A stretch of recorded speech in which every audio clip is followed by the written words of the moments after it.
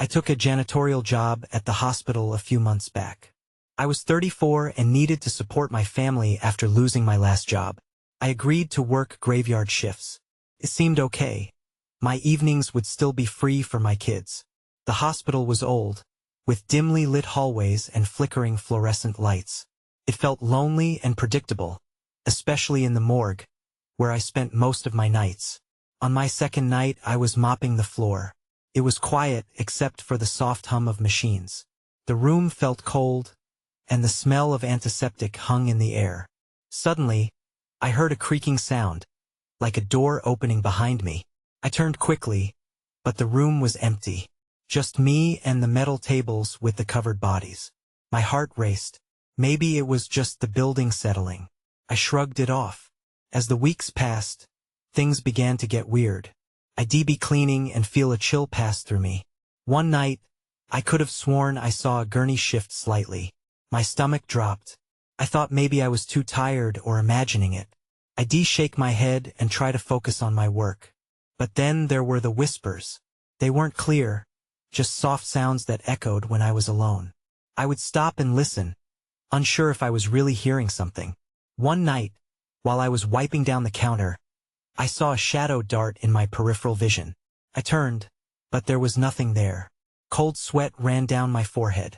I convinced myself it was the lighting playing tricks.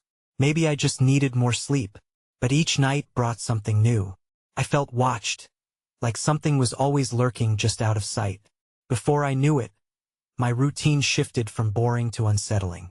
Every sound made my heart jump. Every flicker of light made me tense. I began questioning everything. Was it just my exhaustion? Or was something really happening? I didn't know. I couldn't tell anymore.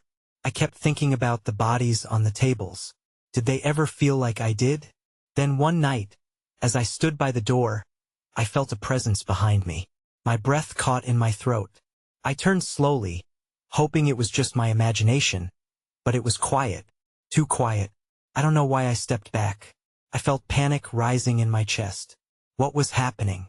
I thought it was just tiredness messing with my mind. But deep down, I felt something was off. Something unexplainable lurked in that room. Then, on the edge of panic, I heard a faint whisper. I turned around quickly, expecting to see someone, but there was only darkness. I didn't go into the morgue for a few nights after that. I was scared.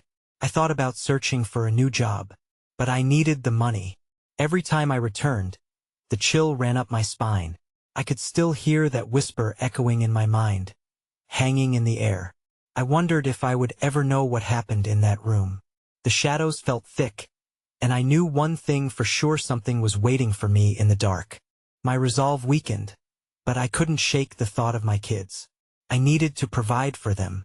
So, I returned to the morgue after those few nights away, hoping the whispers had vanished with my absence. I entered the room slowly, heart pounding. The familiar scent of antiseptic hit me again, like an unwelcome reminder. I set to work, trying to ignore the shadows. I focused on mopping the floor, telling myself that this was just a job. But the unsettling feeling lingered.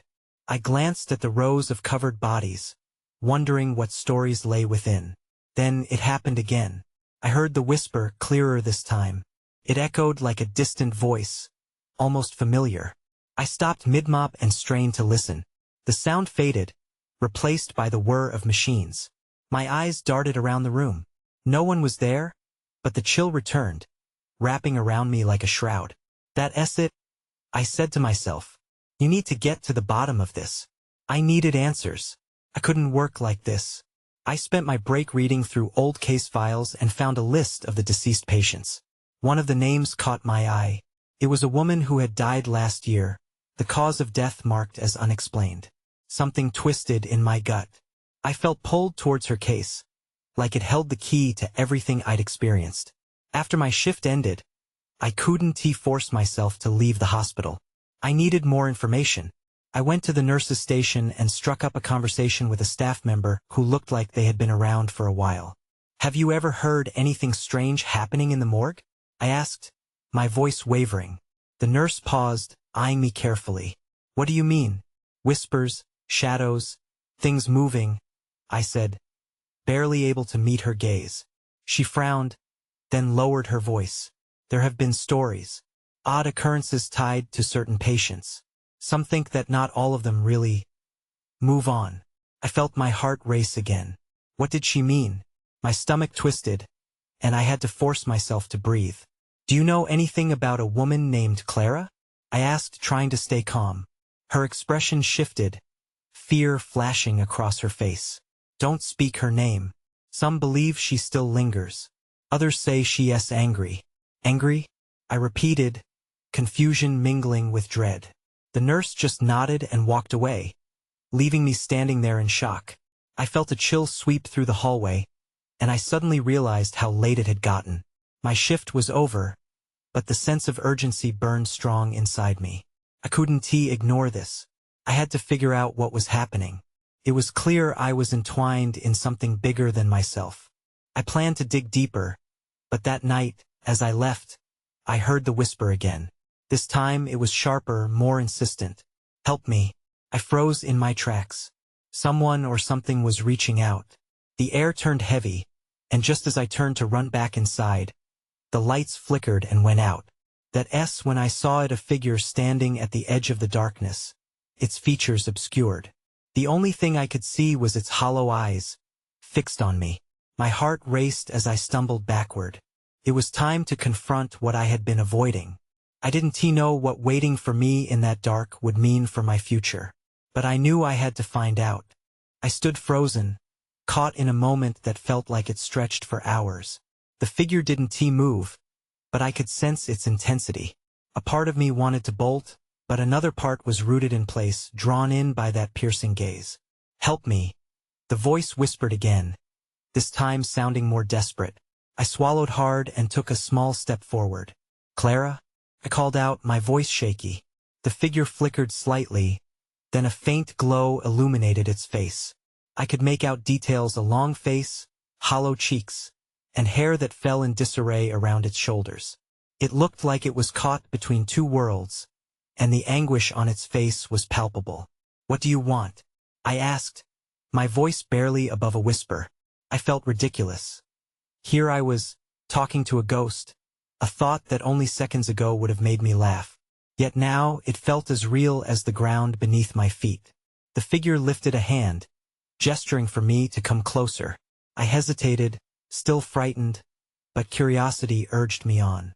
The air felt heavy, almost electric. The shadows seemed to swirl around me like tendrils of smoke, urging me toward her. Please, she uttered, stretching out her hand toward me. I noticed it was pale and translucent, as if she were made of mist. Why did you die? What happened to you? I found myself asking, caught up in her emotion. I needed answers, we both did. As she opened her mouth to respond, the lights flickered back on, illuminating the morgue once again. Clara's image flickered and faltered in the sudden brightness. The warmth of her presence dimmed, and she started to fade incompletely, like a radio losing its signal. No, I shouted, desperate to hold on. But the voice, once insistent, became muffled. Help me, echoed softly before she vanished. My heart raced, pounding in my chest like a war drum.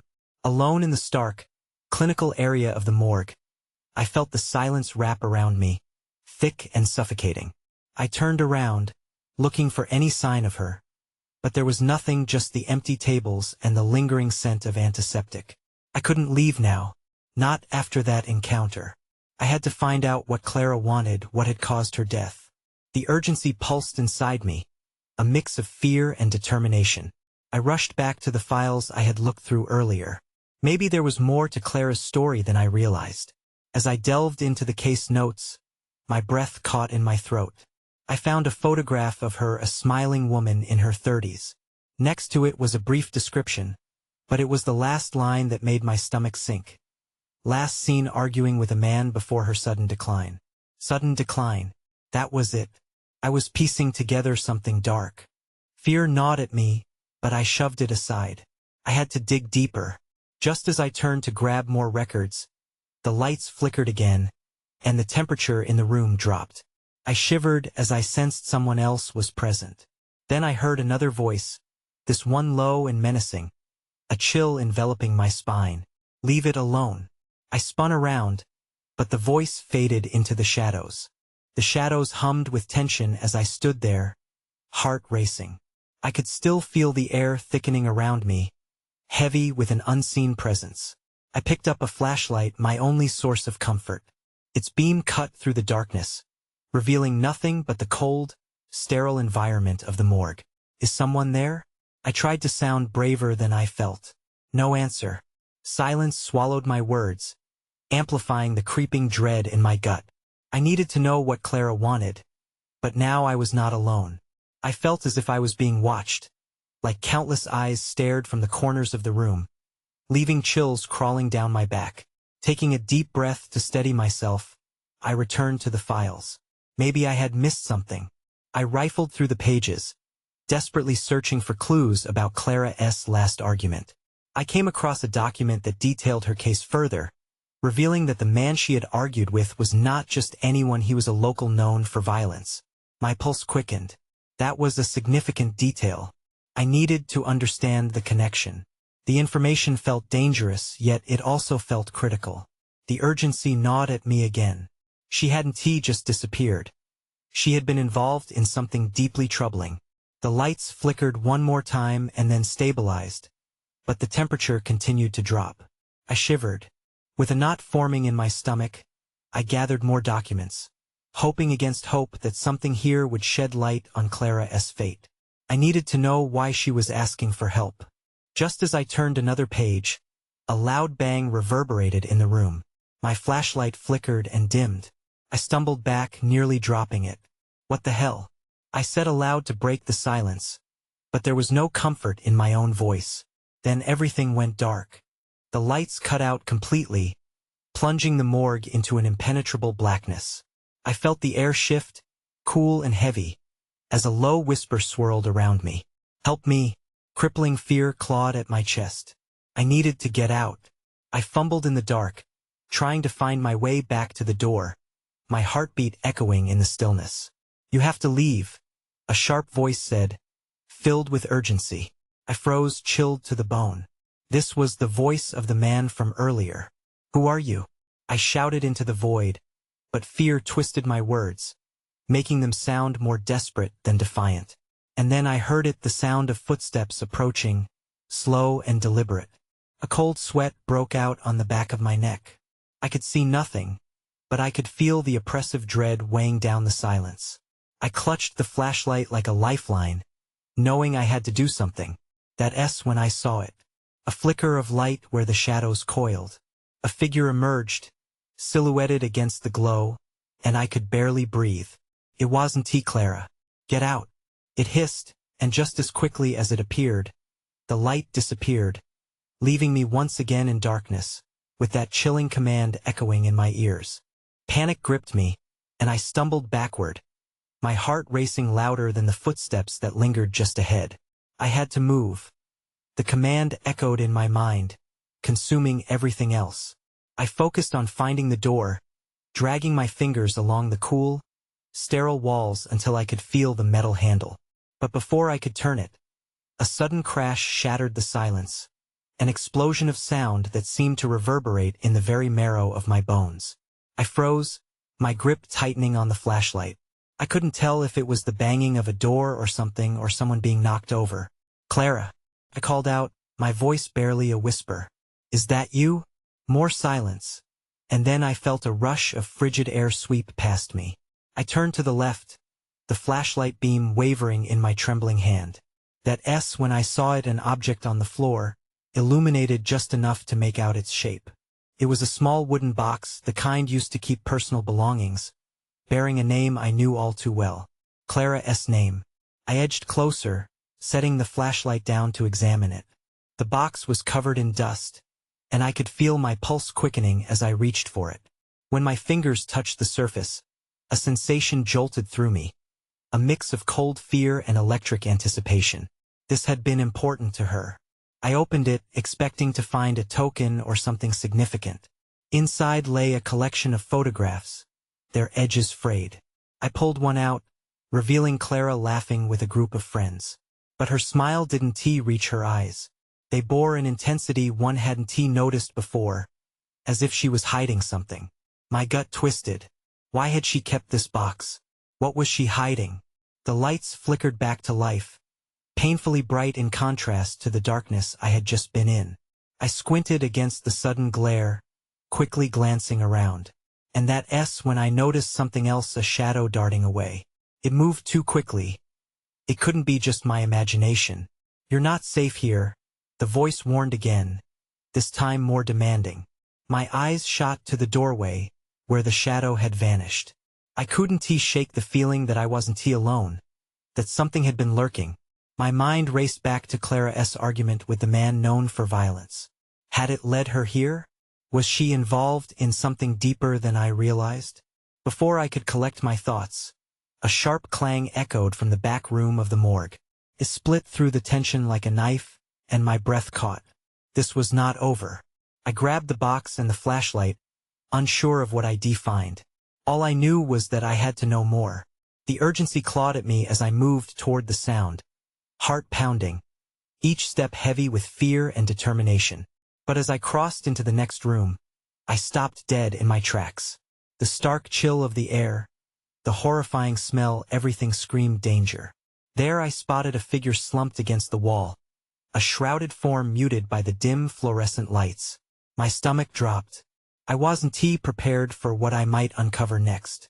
I took a slow, shaky breath. Could this be connected to Clara? Why was I still here, drawn back into the abyss I had hoped to escape?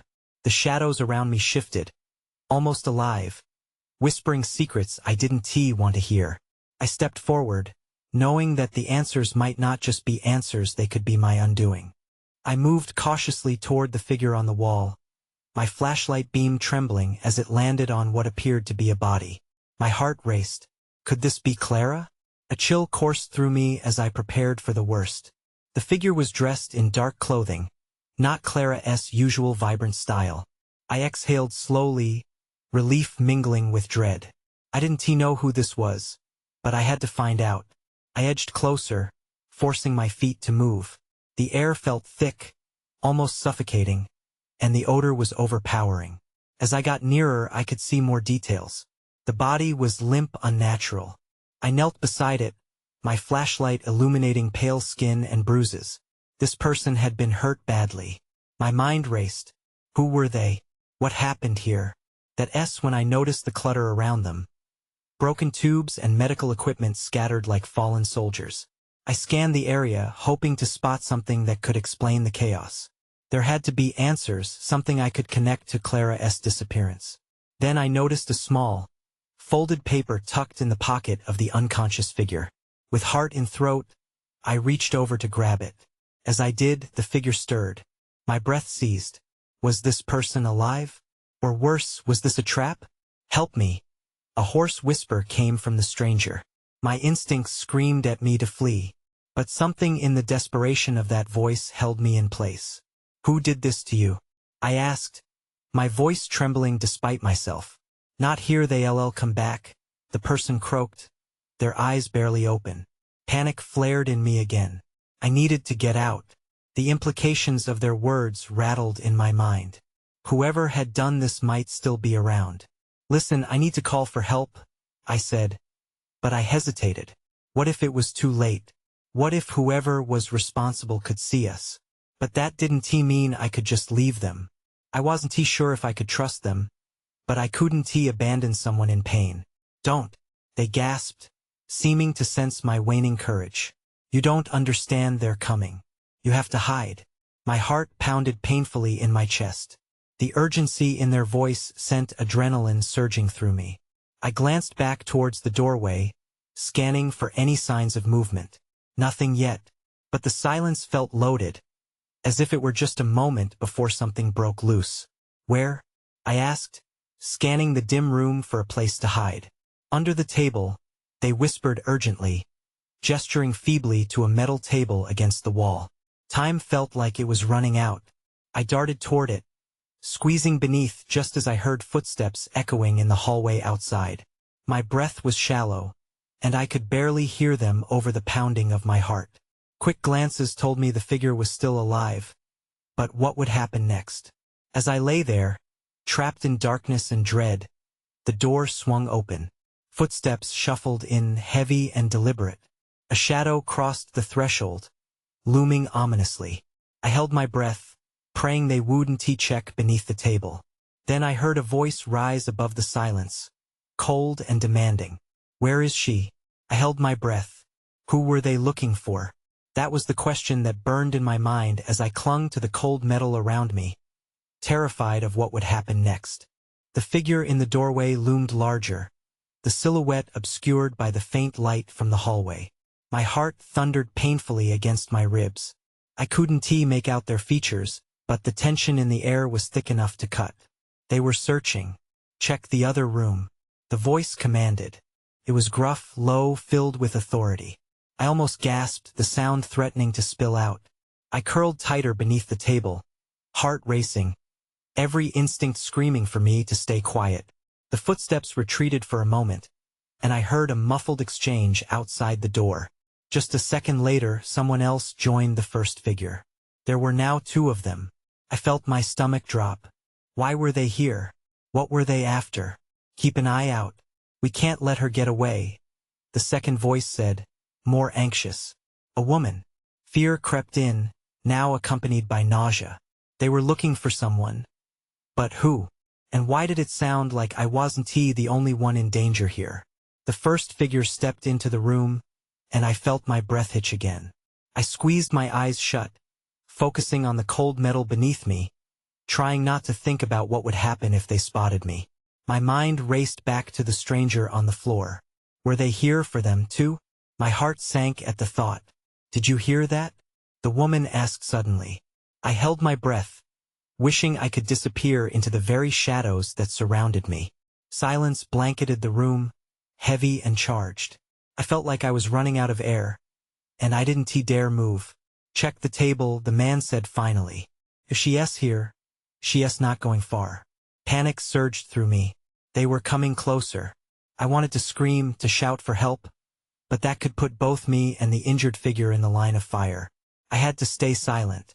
I had to something under here, he exclaimed, voice booming as his hand slammed down onto the table. I nearly jumped out of my skin. My pulse raced as I locked eyes with the crumpled figure on the floor, still weak but awake. It was clear they had overheard everything, too. In the dim light, I noticed a flicker of movement as they shifted their position, likely trying to gather whatever strength they had left. Take a look. The woman's voice was urgent now, flowing over the tension. What if she's here? He replied, tone steely. That moment of hesitation felt like forever. I could hear my own blood rushing in my ears as I listened intently, waiting to hear if they were going to move forward, to confront what lay beneath the table. My breath hitched again. I needed to act fast. Then everything went dark, not in a literal sense, but in a way that crushed my last ounce of hope. The door swung open again, and with a sudden thud, the lights flickered out completely. I gasped quietly, fear rushing in as disorientation clouded my mind. Let us regroup. The woman shouted, urgency now lacing her voice. We need to find her. Heart in my throat. I lay still and listened to the chaos erupt as the room transformed into a battleground of tension and fear. They were closing in both on me and whoever had suffered on that floor. That when I saw it. A flash of light through the cracks beneath the door. Someone else was coming. I held my breath as the sound of footsteps approached. The light flickered again, a warm glow spilling through the crack beneath the door. My heart raced and I fought to keep my body still. This new presence could mean rescue or further danger. The door swung open slowly, and another figure stepped inside. I couldn't make out their face, but I noticed them looking around the room, scanning for any sign of movement. They paused at the table where I hid, and a chill ran down my spine. Then the stranger spoke, their voice softer than the others. Is anyone here? I wanted to respond, to give a sign of hope, but the words caught in my throat. I peered through the small gap, watching as they moved cautiously further into the room. My heart pounded in my ears. As the newcomer caught sight of the injured figure on the floor, their eyes widened. Oh no, they breathed, rushing towards them. Stop! The woman shouted from outside, her voice slicing through the tension. The newcomer froze. Get away from her. I could see the panic in the stranger's eyes as they dropped to their knees, checking for signs of life. I could hardly believe what I was witnessing. They were willing to risk it all for someone they didn't even know. Please, I'm not here to hurt anyone, the newcomer pleaded, hands raised, as if trying to dispel the fear that filled the room. I just want to help. But the woman outside didn't relent. You don't understand. She is dangerous. Get away from her. My breath quickened, and I glanced back at the injured figure. They were barely conscious, but I could see fear mirrored in their gaze. They looked to me, pleading silently for help. The moment felt suspended in time. I wanted to rush out, to do something, but the risk weighed heavily on my mind. If I exposed myself, I could put everyone in danger. Suddenly, there was a loud crash from the other side of the building. I flinched, my heart leaping. The woman cursed, her eyes darting towards the sound. We have to hurry. In that instant, I made my decision. I couldn't just sit back and watch this unfold. I had to risk it. I slid out from beneath the table, heart racing as I stood up. The new figure turned to me, surprise etched on their face. You're alive. Yes, I breathed, glancing toward the door. But we need to get out of here. Now, the woman shouted again, her tone sharp and threatening. Don't move. You don't know what you're doing. But I didn't care. A surge of adrenaline pushed me forward. I took a step toward the injured figure, motioning for the stranger to help them. We can't stay here. Before I could process the next moment, the woman burst into the room, fury written across her face. I realized then that there was no turning back. My heart pounded in my chest, and as I met her eyes, I steeled myself for what was to come. The stakes had just escalated, and I felt like I was standing on the edge of a cliff, ready to jump into the unknown. As the woman entered, I could feel the tension crackling in the air. Her gaze fixed on me like a predator eyeing its prey. I felt exposed, an instinct screaming at me to retreat, but there was no time. The injured figure on the floor needed help, and I couldn't allow fear to control my actions any longer. Get out, she shouted, her voice sharp as glass. You don't know what you're dealing with. I know she needs help, I shouted back, my voice trembling despite my resolve. I stepped closer to the injured figure whose breathing was shallow. The newcomer knelt beside them, desperately checking for any sign of life. The woman looked between us, her anger turning to desperation. You don't understand. She is not what she seems. You'll be putting yourself at risk. Behind me, the door creaked ominously as a dark shape loomed just outside the threshold. My breath caught in my throat. It was too late to second-guess my choice. The walls felt like they were closing in, and I had to act. Just trust me, I shouted at the newcomer, who was now pressing their fingers against the injured figure's neck, searching for a pulse. We have to get her out before more of them show up. More of who? They asked, their voice edged with urgency. Before I could answer, the door burst open wider, and two more figures stumbled into the room. The newcomers were not like the woman. They radiated menace. Their faces were obscured beneath hoods, and their movements were a blend of nervous energy and cold intent. Get away from her, the first one growled, a sharp knife appearing in their hand, glimmering in the low light. Panic surged through me, and I instinctively stepped in front of the injured figure, using my own body as a shield. I had no idea what I was doing or why I was even willing to sacrifice myself for someone I barely knew, but it felt right in that moment. Wait, the stranger beside me shouted, standing up. We can explain. She didn't do anything wrong. Shut up. One of the hoods snapped, taking a step closer. You're making a mistake. The woman outside started shouting again, but I was too focused on the immediate threat in front of me. We have to get her out, I urged, glancing at the stranger beside me. Now, my heart thundered as we scrambled to lift the injured figure. It felt like an eternity, every second stretching as the tension wrapped around us. My efforts were clumsy, the danger making every movement feel 10 times harder. And then, Everything shifted. The woman outside lunged forward, barreling into one of the hoods. Chaos erupted in the room as bodies collided and voices shattered the heavy air. I barely managed to steady myself, holding the injured figure close as I tried to navigate toward the door. In that moment, I realized how much I wanted to escape. The darkness outside seemed inviting, the uncertainty a small price to pay for freedom. I clung to the hope that it might just be the way out of this madness. Then, just as I thought we would break free, a loud crash echoed down the hallway, sending shivers through me. That crash was followed by frantic footsteps approaching fast. We had to move, and fast. There was no turning back now. Go, go, go, I urged, my voice frantic as I felt the impending dread closing in like a trap. The injured figure was still too heavy to lift, but I didn't care. I kept muttering, just hold on, we're getting out of here.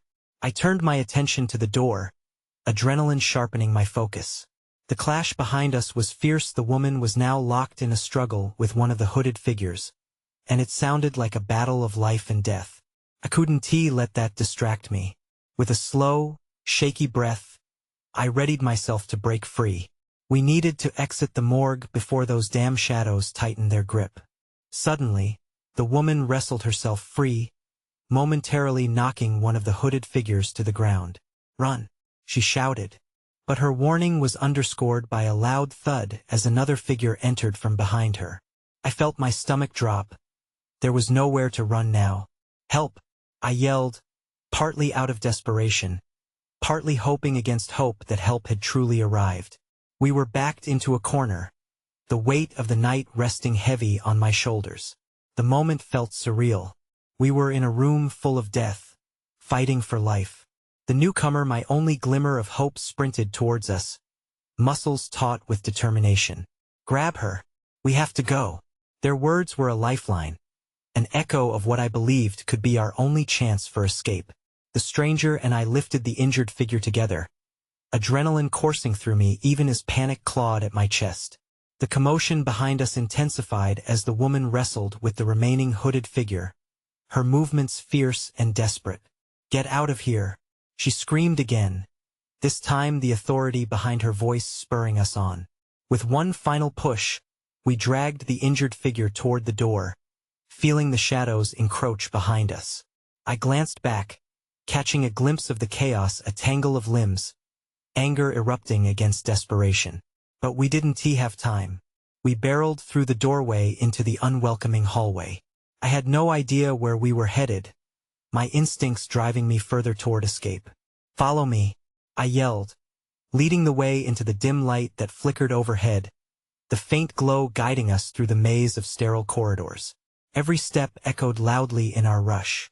The silence that had blanketed the morgue was now a cacophony of pounding feet and frantic breaths. But with each turn, I could hear the scuffle behind us start to fade. Did we finally lose them? We made our way toward the nearest exit, dread pooling in my stomach like a stone. As I got nearer, I felt the tension lift just slightly, the possibility of freedom igniting hope within me. I couldn't think too much about what could be waiting outside. I just pressed on. We burst through the door and into the cold night air, the chill wrapping around me like a protective shroud. My eyes squinted against the moonlight as I quickly scanned the area. The parking lot lay ahead, dark and empty, a stark contrast to the chaos we just escaped. Then I turned toward the injured figure. Can you stand? I asked breathlessly, panic still coursing through me. They nodded weakly, but I could tell they were fading fast. I felt a wave of determination rush over me. We weren't out of danger yet. Suddenly, we heard the unmistakable sound of footsteps echoing behind us. My heart plummeted as the shadows began spilling out of the hospital. There was still a threat.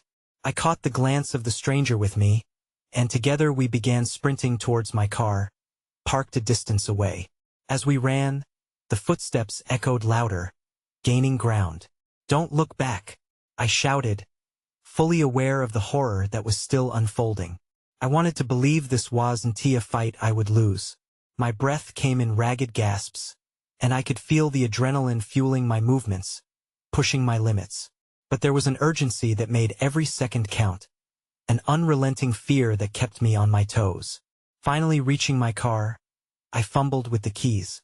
The sound of hurried movements grew louder. "Hurry!" I called out, trying to keep the panic out of my voice. They slid into the back seat, and I jumped into the driver's seat, slamming the door shut. My hands were shaking as I turned the ignition. With a roar, the engine came to life, and I peeled out of the parking lot just in time, the rearview mirror flashing with figures emerging from the hospital's entrance like phantoms chasing us down. As we sped into the night, my heart raced, the mix of adrenaline and fear coursing through me. We were free at least for now. But I couldn't shake the feeling of those eyes following us, lingering in the dark. I glanced at the stranger, whose expression was just as bewildered as mine. They needed answers, and so did I. But as I ventured into the night, questions swirled in my mind. What had truly been going on in that building? And Clara, was she still trapped within that darkness? I could never go back to that place again. It would haunt me, leaving behind whispers of the unresolved. But one thing was clear. Whatever had happened that night was far from over. The shadows had claimed more than they would ever let go of. As I drove on, I couldn't shake the knowledge that I wasn't done with this mystery. There were truths yet to uncover, and I felt a stirring of determination rise within me. Would I get answers? Or was I heading into a deeper web of darkness? I didn't know, but I had survived this far, and for now that was enough. As for the rest, perhaps some mysteries were meant to linger in the shadows, forever unanswered.